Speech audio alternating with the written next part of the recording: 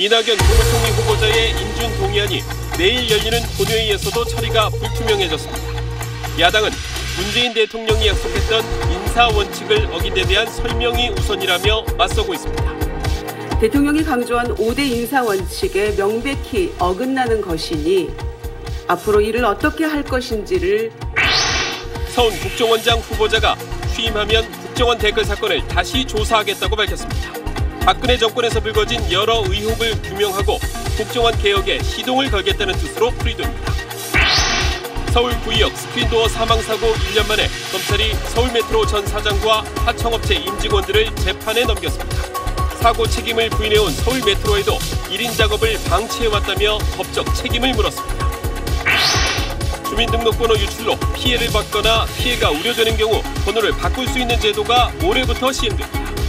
피해를 입증할 자료를 갖고 주민센터에 신청하면 심의를 거쳐 생년월일과 성별을 제외한 뒤 6자리를 바꿀 수 있게 됩니다. 돼지 축사에서 분유를 치던 외국인 근로자 2명이 숨지고 1명이 크게 다쳤습니다. 유독가스가 많은 축사 안에서 작업하다가 질식했을 가능성이 제기됐습니다. 사회인 스포츠 인구 700만 명 시대 운동장을 대신 빌려주겠다고 속인 뒤 돈만 챙겨 달아나는 사례가 속출하고 있습니다. 사기 당한 게 거기서 그 장소 가서 알았으니까 어떻게 대처할 방법도 없어서 시간을 날렸죠. 운동할 공간이 턱없이 부족한 점을 노렸습니다.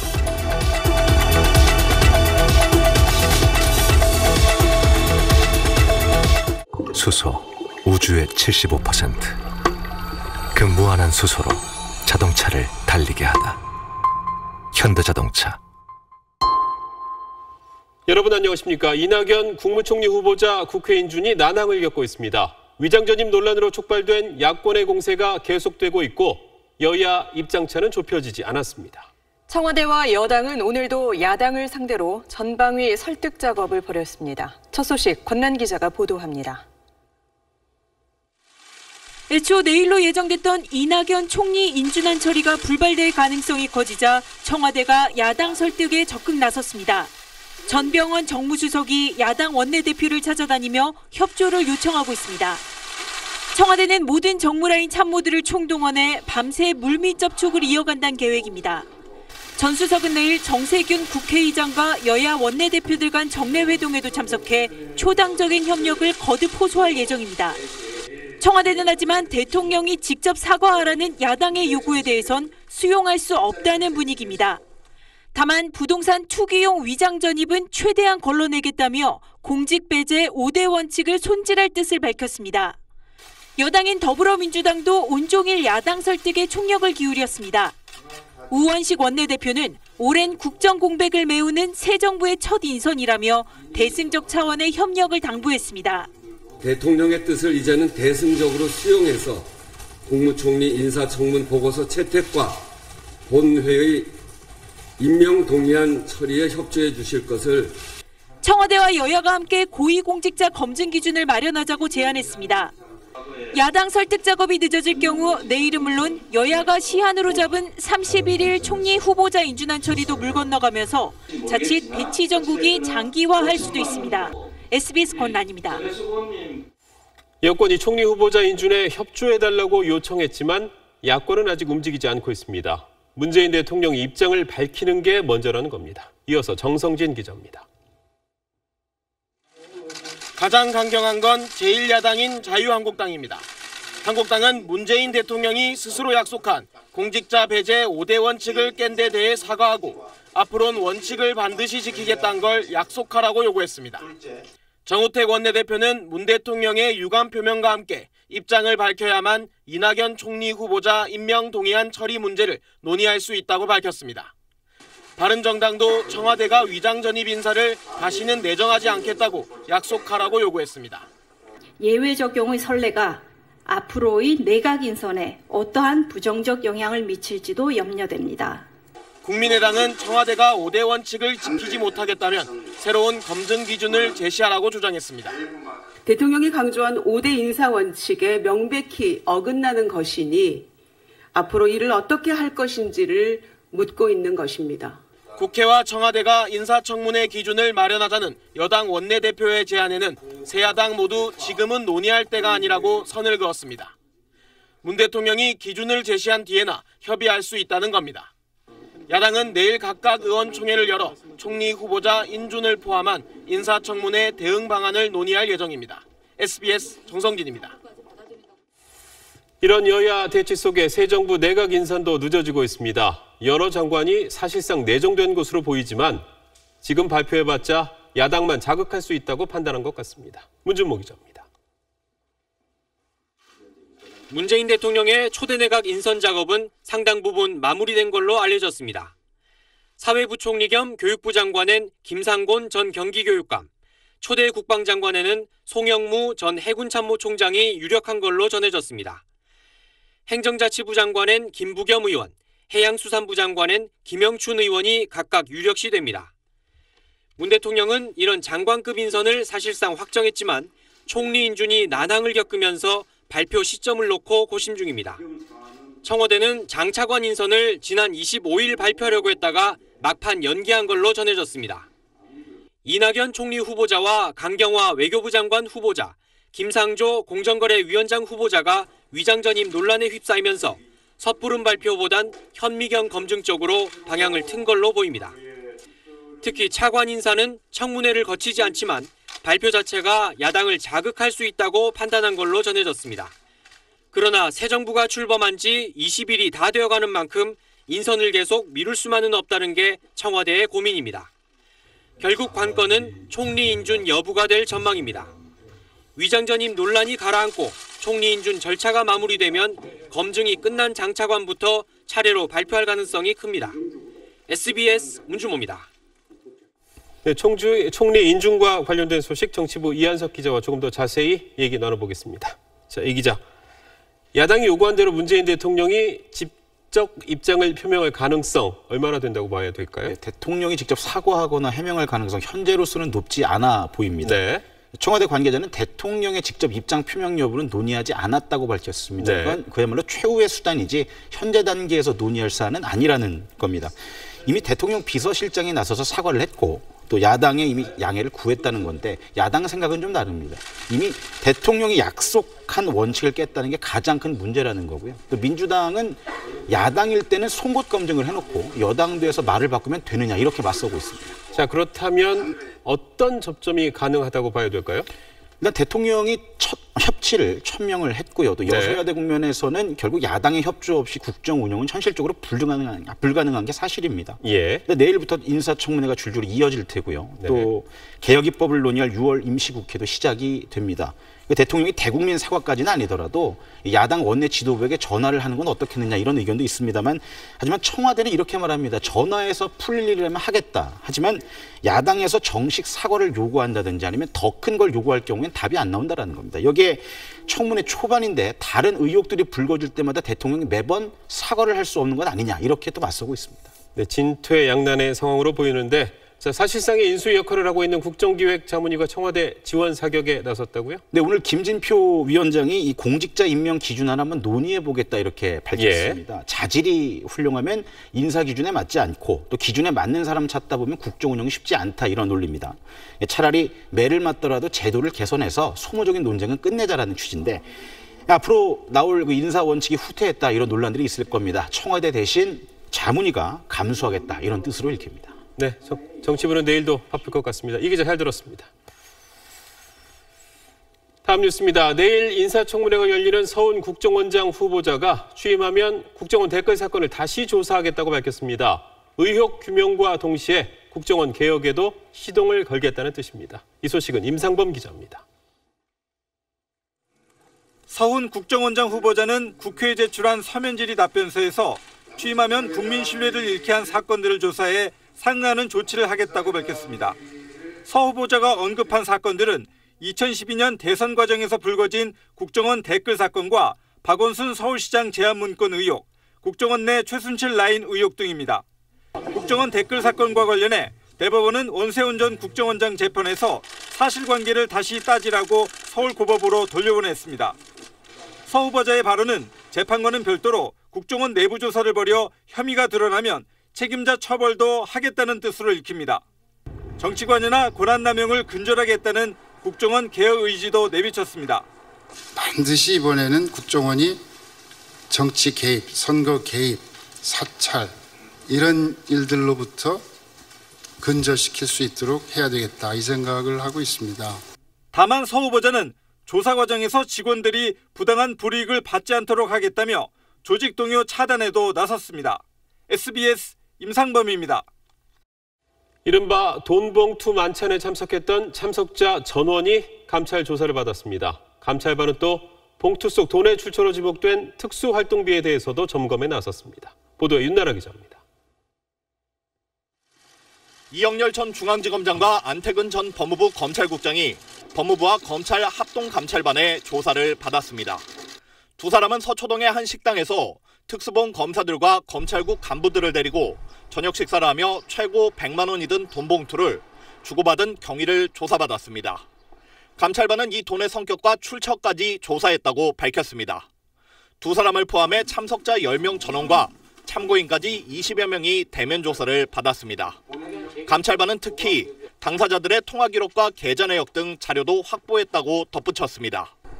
감찰반은 돈의 출처로 지목된 특수활동비 사용 체계도 점검할 계획입니다. 위법으로 볼 사안이 확인되면 감찰이 수사로 전환될 수도 있습니다. 일각에선 특수활동비 사용 문제를 제대로 조사하려면 아예 수사로 바꿔 압수수색을 통해 자료를 확보해야 한다는 지적도 제기되고 있습니다. 하지만 감찰반의 자세를 놓고 논란이 불거졌습니다. 감찰반 관계자들이 문제의 식당에서 조사를 하는 과정에 점심 식사를 한 것으로 확인됐기 때문입니다. 엄정한 감찰 태도가 아니라는 지적이 일자 법무부 관계자는 예약 기록과 결제 전표를 확보하는 과정에서 돈봉투 사건으로 장사가 안 된다는 식당 관계자들의 항의가 심해 밥을 사 먹게 됐다고 해명했습니다. SBS 윤나라입니다. 서울 9.16 스크린도어 사망 사고가 난 지 오늘로 1년이 지났습니다. 검찰은 부실하게 인력을 운용했다는 책임을 물어 사고 1년 만에 서울 메트로 당시 사장과 관계자들을 재판에 넘겼습니다. 김관진 기자입니다. 19살 김모군이 혼자 스크린도어 정비 작업을 하다 숨진 구역 현장에는 오늘도 추모의 발길이 이어졌습니다.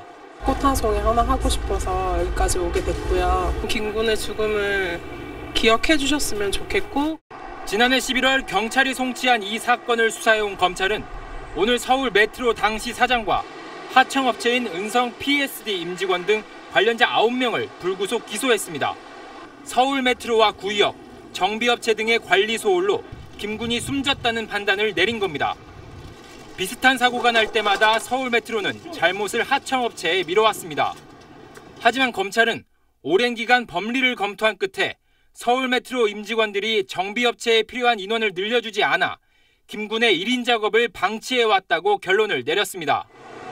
또 부역장 등 영무원 2명에게는 사고 당일 스크린도어 장애 상황을 본사에 보고하지 않았고 김군이 혼자 작업하는 걸 알면서도 묵인한 혐의를 적용했습니다. 다만 구역장 59살 노모 씨는 사고 당일 근무하지 않은 점을 고려해 기소하지 않았습니다. 검찰은 임직원들이 잘못을 했다면 이들이 소속한 회사도 책임이 있다고 보고 서울 메트로와 정비업체까지 두 법인도 재판에 함께 넘겼습니다. SBS 김관진입니다. 돼지 축사에서 분뇨를 치우던 외국인 근로자 2명이 목숨을 잃었습니다. 분뇨에서 나온 유독가스에 질식했을 것으로 보입니다. 사건 사고 소식 김혜민 기자입니다. 경기도 여주에 있는 한 돼지 축사입니다. 어제 낮 11시 20분쯤 이곳에서 돼지 분뇨를 치우던 중국 국적의 근로자 2명과 태국 국적의 근로자 1명이 갑자기 의식을 잃고 쓰러졌습니다. 이들 중에 2명은 숨졌고 1명은 의식을 잃었다가 간신히 깨어났습니다. 뚫는 작업을 하다가 위에 차 있는 게 이렇게 쏟아져 나오면서 사고가 난 걸로 추정을 하고 있거든요. 농장 직원들은 평소 축사 안에 유독가스 냄새가 많이 났고 작업을 하던 맨홀 내부는 더 심했다고 전했습니다. 지금 혹시 냄새 안 나시나요? 본사 안에서는 이건 더 심하겠죠. 그럼 그 안에 밑에는 더 하겠죠. 경찰은 이들이 유독가스에 질식했을 가능성이 큰 것으로 보고 정확한 사고 원인을 조사하고 있습니다. 고속도로 한복판에 멈춰선 차량에서 불길이 치솟습니다. 화재 현장 주위를 다른 차들이 조심스럽게 지나갑니다. 오늘 오전 7시쯤 55살 손모 씨가 몰던 1톤 화물차에서 갑자기 불이 났습니다. 뭐 이상한 소리가 나면서 타는 냄새가 나서 정차해놓고 보니까 그 엔진 쪽에서 불꽃이 보여서 신고했다고 그러더라고요. 다행히 운전자 손 씨는 사고 직후 대피해 인명피해는 없었습니다. SBS 김혜민입니다. 요즘 학교 운동장에서 축구나 야구 즐기는 분들 많으시죠? 만 10세 이상 국민 중에 700만 명 정도가 이 사회인 스포츠에서 왕성하게 활동한다는 통계도 있습니다. 하지만 이들이 운동할 수 있는 공간이 많지 않아서 운동장 예약은 하늘의 별 따기인데요. 이런 현실을 악용한 사기가 기승을 부리고 있습니다. 원종진 기자가 취재했습니다. 축구 동호인인 29살 오민석 씨가 휴일을 이용해 축구를 즐기고 있습니다. 오 씨는 최근 소속팀 운동을 위해 인터넷 축구 관련 커뮤니티에서 운동장을 예약했다 황당한 일을 겪었습니다. 예약일 가보니 다른 팀이 운동장을 미리 차지하고 있었던 겁니다. 사기 당한 게 거기서 그 장소 가서 알았으니까 어떻게 대처할 방법도 없어서 타깃죄로 고소를 하려고 안산경찰서에 갔는데 한 20명이 넘는 사람들이 이미 돼 있고. 오 씨는 예약금으로 보낸 12만 원만 날렸습니다. 최근 동호인 수와 팀이 급증한 야구도 사정은 비슷합니다. 어느 정도 시설이 갖춰진 야구장이 절대 부족하다 보니 구장 예약에 애를 먹는 팀 사정을 악용하는 겁니다. 운이 와서 경기가 취소가 됐어요. 취소된 금액을 입금해달라고 했는데 몇 달째 연락을 안 받고 잠수타고 있는 상황인 거죠. 사회인 야구팀 수는 이처럼 10년 새 10배 가까이 늘었는데 이들이 뛸 수 있는 운동장 수는 아직 턱없이 부족해 이와 같은 사기가 기승을 부리고 있는 겁니다. 인터넷 커뮤니티에는 지금도 자기가 미리 예약한 구장을 빌려준다며 돈을 요구하는 공지가 많이 올라 있습니다. 동호인들의 확인도 중요하지만 스포츠 참여 인구가 급증하는 만큼 기반 시설을 늘리는 것이 근본적인 대책이라는 지적입니다. SBS 원종진입니다. 모레부터 주민등록번호 뒷자리를 바꿀 수 있습니다. 그렇다고 누구나 바꿀 수 있는 건 아닌데요. 어떤 경우에 변경 신청이 가능한지 남주현 기자가 설명해 드립니다. 2년 전 발생한 보이스피싱 범죄입니다. 가짜 검사에 속아 가짜 검찰청 사이트에 접속한 피해자들은 검찰총장명의 공문서에 자신의 이름과 주민등록번호가 적혀 있는 걸 보고 겁먹은 나머지 바로 송금했습니다. 사건 조회하는 거를 누르고 또 들어가라고 해서 들어가 보니까 제 이름이랑 주민등록번호가 들어가 있는 서류를 하나 보여주더라고요. 이처럼 주민번호가 유출돼 보이스피싱이나 대출 사기 같은 재산 피해를 받거나 그런 피해를 볼 우려가 있으면 주민번호 변경을 신청할 수 있습니다. 성폭력, 가정폭력, 학교폭력 피해자도 보복범죄가 우려될 경우 주민번호를 바꿀 수 있습니다. 신청자가 주민등록지 주민센터에 금융거래 내역서, 진단서 같은 피해 입증 자료를 제출하면 주민번호 변경위원회가 심사에 들어갑니다. 위원회가 변경을 허용하면 주민번호 13자리 가운데 생년월일과 성별을 제외한 뒤 6자리가 바뀝니다. 변경된 주민번호는 공공기관에 통보돼 세금, 건강보험 등의 정보는 자동 변경되지만 은행, 통신사 등 민간기관 정보는 신청자가 직접 바꿔야 하고 신분증도 새로 발급받아야 합니다. SBS 남주현입니다. 업무상 재해로 1년 내내 일을 쉰 직원에게 연차 휴가 수당을 줘야 한다는 대법원의 판결이 나왔습니다. 그 이유가 뭔지 임찬종 기자가 보도합니다. 항공기 관련 회사에 다니는 A씨는 지난 2000년 스트레스로 인한 불안장애 진단을 받았습니다. 업무상 재해로 인정받은 A씨는 12년 가까이 장기 요양을 하면서 휴업 급여를 받았습니다. 다만 연차 휴가를 쓰지 않을 때 회사가 지급해야 하는 연차 휴가 수당은 받지 못했습니다. A씨는 회사가 연차 휴가 수당을 주지 않은 건 부당하다며 시효가 남아있는 3년치 수당 약 4천만 원을 달라는 소송을 제기했습니다. 1심과 2심 재판부는 회사 결정에 문제가 없다고 판단했습니다. A씨가 장기 요양 상태라 휴가 사용 자체가 불가능한 데다 회사와 노조가 체결한 단체 협약에 1년 내내 일을 쉰 경우 연차 휴가 수당을 청구할 수 없다고 규정하고 있다는 겁니다.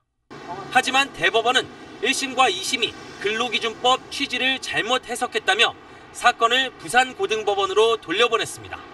근로기준법이 업무상 재해로 휴업한 기간은 출근한 것으로 간주하도록 규정하고 있기 때문에 휴업 기간에도 연차 휴가가 발생하고 연차 휴가 수당 역시 정상 출근한 사람과 마찬가지로 지급돼야 한다는 겁니다. 대법원은 또 업무상 재해로 휴업한 근로자의 연차 수당 지급을 제한한 단체 협약도 불법적이라 효력이 없다고 밝혔습니다. SBS 임찬종입니다.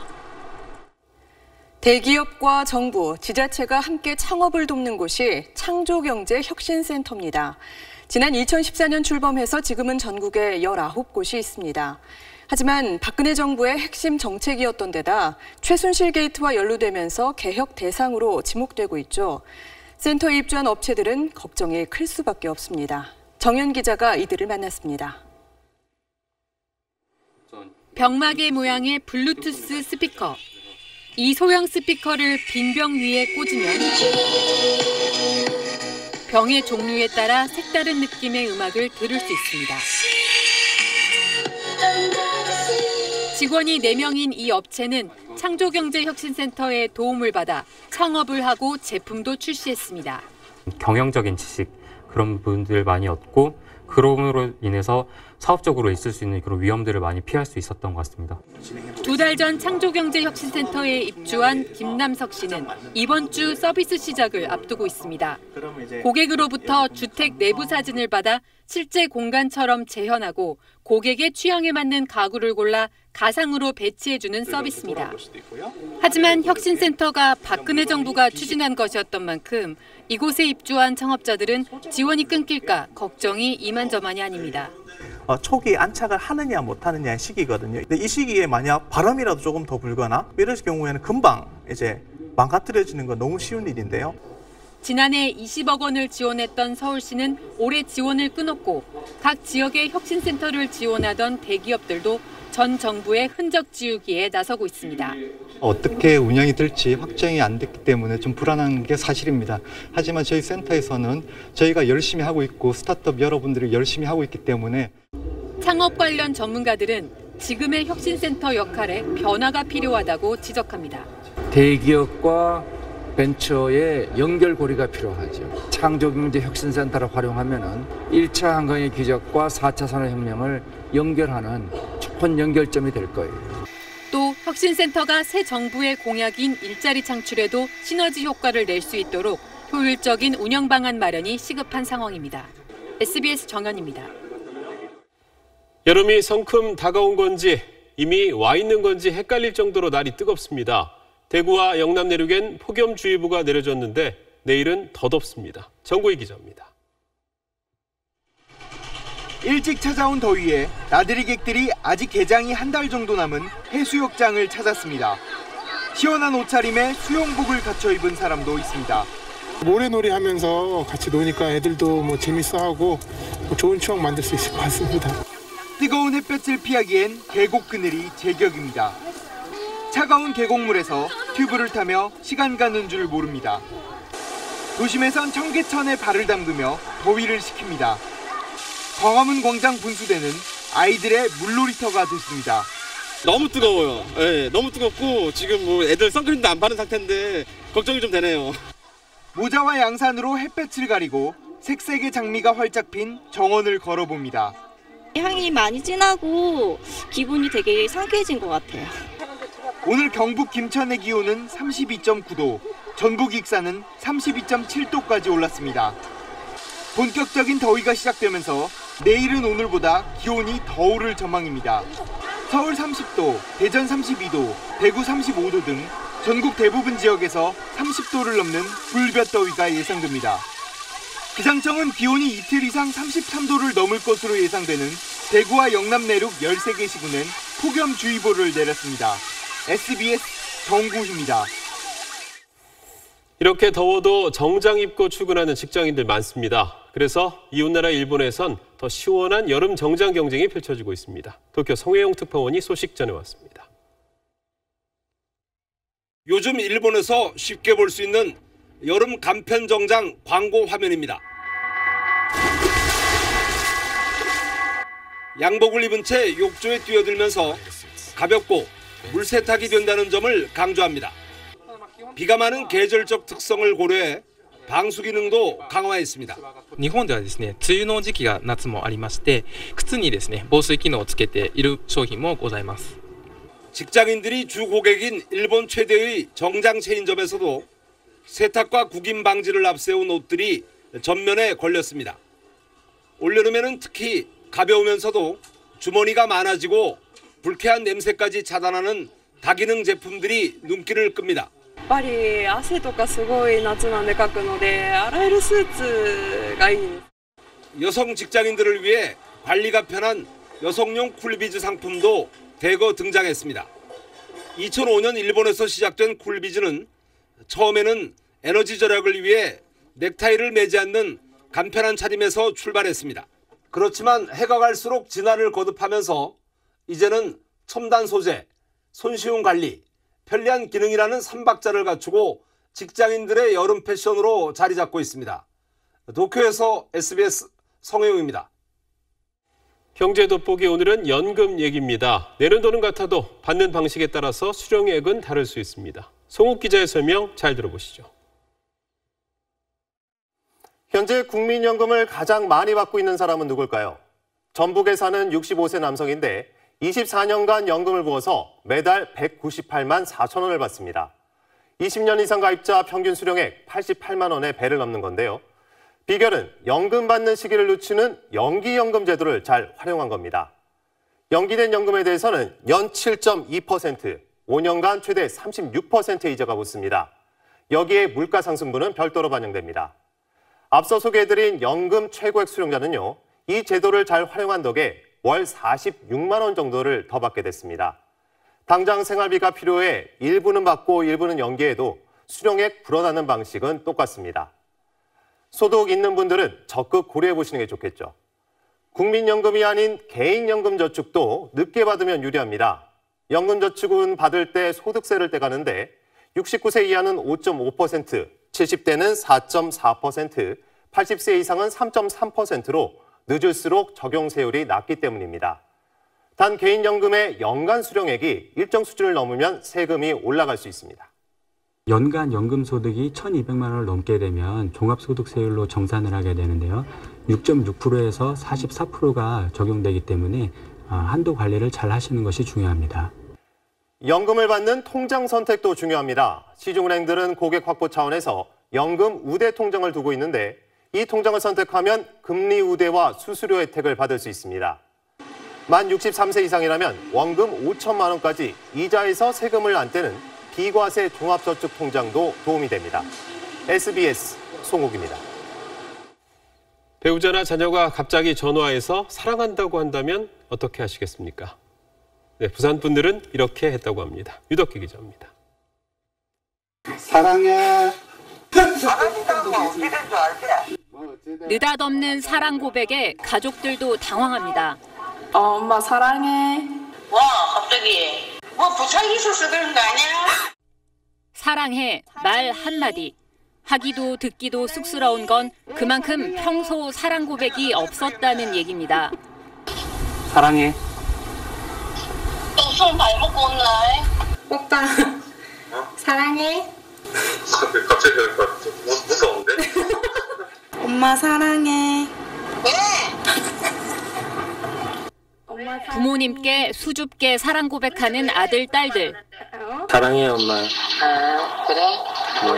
우리 아들 마음 알지 내가. 그런데 자꾸 눈물이 나는 건 왜일까요? 사랑해요. 그래? 엄마 내가 항상 사랑하는 거 알죠? 알았어. 부산경찰청이 사랑 고백 캠페인을 벌이면서 시민들의 진솔한 고백을 담은 이 영상들은 SNS에 게시된 지 나흘 만에 조회수가 34만 건을 넘어섰습니다. 가장 듣고 싶은 말이지만 가장 들려주지 못하는 말, 사랑해. 오늘 한번 해보시면 어떨까요? 사랑한다고 그 말 하고 싶었어. 그래 나도 당신 사랑해요. SBS 유덕입니다. 네, 다음 뉴스입니다. 요즘 스마트폰에 대고 뭐라고 말로 지시하는 분들 계시던데요. 이런 말 척척 알아듣는 스마트폰 음성 비서 서비스가 점점 진화하고 있습니다. 정혜진 기자가 취재했습니다. Jarvis, you there? Touch your service. Gauge heads up display. Check. 아이언맨 영화에 나온 음성 비서가 최신 스마트폰에는 대부분 적용돼 있습니다. 쓰리, 셀카 촬영해줘. 스마트폰 음성 비서는 단순한 명령 실행만 하는 게 아닙니다. 나 심심해. 재밌는 이야기 해줘. 추장보다 높은 사람은 고추장, 더 높은 사람은 초고추장. 사용자를 웃게 만드는 유머까지 갖추고 있습니다. 이런 재미있는 말장난을 이스터 에그라고 하는데 부활절 달걀 찾기 놀이처럼 개발자가 재미로 숨겨놓은 메시지나 기능을 말합니다. 노래 가사에 자사 제품이 우월하다는 자랑을 암호처럼 숨겨놓기도 하고 어떤 유도 질문에도 경쟁사 제품을 칭찬하는 대답은 요리조리 피해 나갑니다. 너무 말을 잘해요. 너무 당황스럽게 만들고 계속 하게 되는 것 같아요. 지난 2011년 애플 아이폰에 시리가 첫 등장한 이후 갤럭시 S8의 빅스비, 구글 어시스턴트, 아마존 알렉사 등 다양한 인공지능 음성 비서들이 출시됐습니다. 사용자들이 늘어나면 늘어날수록 빅데이터가 쌓여 빅스비가 이해하는 문장이 늘어날 예정입니다. 앞으로 음성 비서 기능이 향상되면 사용자와 함께 울고 웃는 친구 역할을 할 날도 머지않아 보입니다. SBS 정혜진입니다. 주요 7개국 정상들이 핵과 미사일 도발을 거듭하고 있는 북한을 강하게 압박했습니다. 공동 성명에서 이례적으로 강한 표현까지 쓰며 한 목소리를 냈습니다. 파리에서 배재학 특파원이 보도합니다. 7개 나라 정상들이 모인 이탈리아 G7 정상회의장 분위기는 최악에 가까웠습니다. 파리 기후협정을 놓고 미 트럼프 대통령과 나머지 6개국 정상들이 대립하면서 심각한 분열상을 보였습니다. 그러나 북한 핵과 미사일 제재에 대해서는 7개국 정상들이 한 목소리를 냈습니다.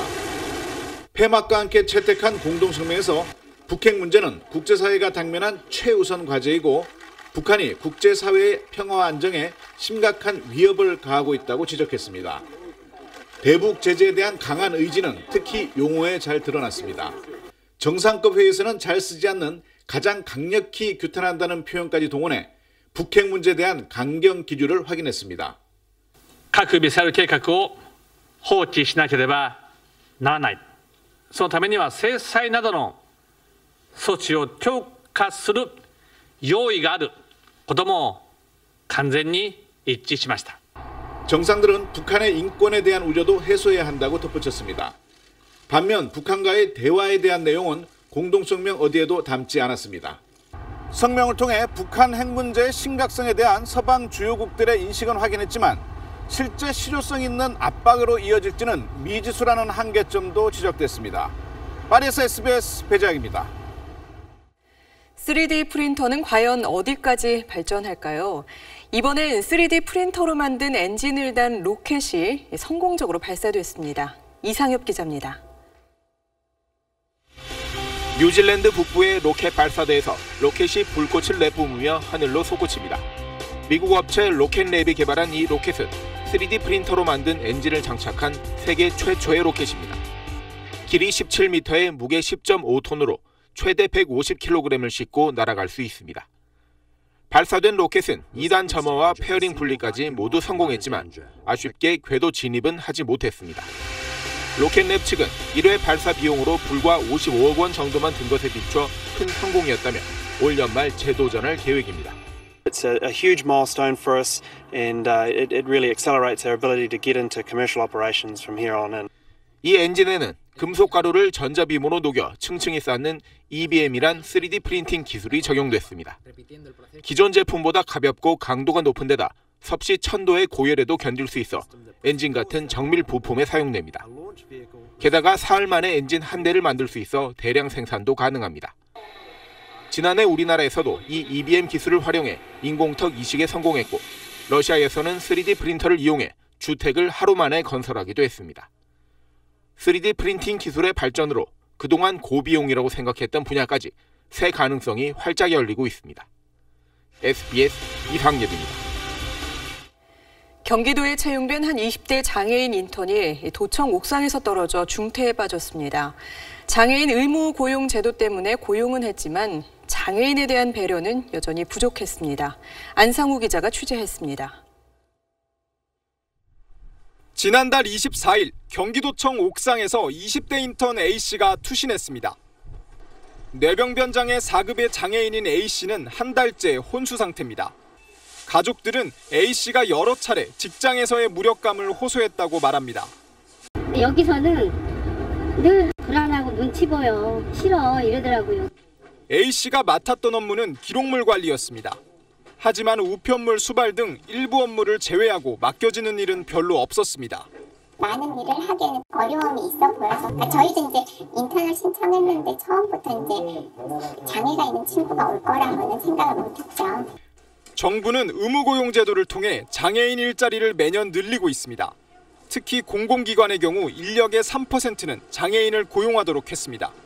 하지만 인턴을 비롯해 비정규직이 대부분이고 적절한 업무를 찾아주는 적성검사나 직무분석도 없습니다. 심지어 A씨처럼 추첨을 통해 업무에 배치되는 경우도 많습니다. 고용률 의무 3%라는 거를 맞추기 위해서 의무적으로 고용했던 부분이 장애의 특성을 고려하지 않은 현장에서의 자기들끼리의 역할 분담이라는 거죠. 사정이 이렇다 보니 지난해만 차별과 편견을 이유로 3,000명이 넘는 장애인이 직장을 그만뒀습니다. SBS 안상우입니다. 프로야구 소식입니다. 선두 기아가 롯데에 짜릿한 승리를 거뒀습니다. 연장 11회 말 끝내기 말루 홈런이 승리를 이끌었습니다. 최혜진 기자입니다. 기아는 4대4로 맞선 연장 11회 말 노아웃 1-3루 기회에서 스퀴즈 작전에 실패하며 아쉬움을 삼켰습니다. 이후 롯데 윤기련 투수는 타격감이 좋은 기아 김선빈을 고의 사구로 거르고 앞서 3차례 만루 찬스에서 모두 범타로 물러났던 프로 2년차 신예 최원준을 택했습니다. 최원준은 4번째 기회만큼은 놓치지 않았습니다. 오른쪽 담장을 넘어가는 끝내기 만루 홈런을 쏘아올리며 광주 홈팬들을 열광시켰습니다. 주전 3루수 이범호의 부상으로 선발 기회를 잡은 최원준은 자신의 프로 통산 2번째 홈런을 끝내기 만루포로 장식하며 승리의 주역이 됐습니다.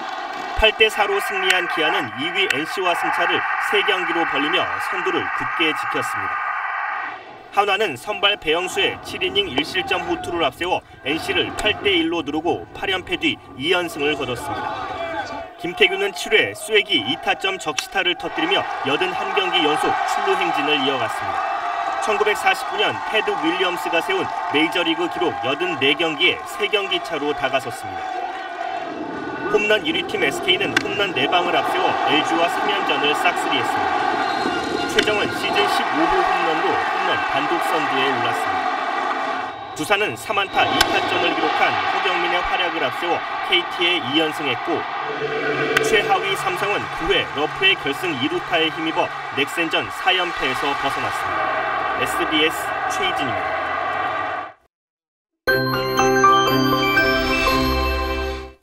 낮 동안엔 볕이 많이 따가우시죠? 현재 영남 내륙 곳곳을 중심으로 폭염주의보가 발효 중인 가운데 내일은 불볕더위가 한층 더 기승이겠습니다. 내일 대구의 한낮 기온 35도 등 이들 지역에서 33도 안팎까지 치솟겠고요. 그 밖에 대부분 지방에서도 30도로 웃돌겠습니다. 강한 햇볕 탓에 자외선 지수는 계속 높은 가운데 내일은 서쪽 내륙을 중심으로 위험 단계까지 치솟는 곳도 있겠습니다. 이에 따라 오존 농도도 매우 짙겠는데요. 특히나 고농도 오존이 만들어지는 오후 2시부터 5시까지 장시간 야외 활동은 피하셔야겠습니다. 내일도 전국적으로 볕이 뜨겁겠습니다. 다만 아침에는 일부 내륙을 중심으로 안개 끼는 곳이 있겠고요. 강원 영동과 서해안에선 바람이 강하겠습니다. 또 서해안과 남해안에선 해수면이 높아 주의가 필요하겠습니다. 이번 주 수요일에는 전국에 비 소식이 있지만 양은 매우 적겠습니다. 날씨였습니다. 돈봉투 만찬 사건 조사하는 법무부 감찰반이 해당 식당 조사하면서 식사도 했다고 하죠. 오얏 나무 아래선 가끔 고쳐매지 말라고 했습니다. 의심 살 만한 행동은 아예 하지 말란 뜻이죠. 조사 대상인 식당에서 식사했을 때 생길 수 있는 논란은 미리 피하는 게 더 좋았을 겁니다. 뉴스 마칩니다. 고맙습니다.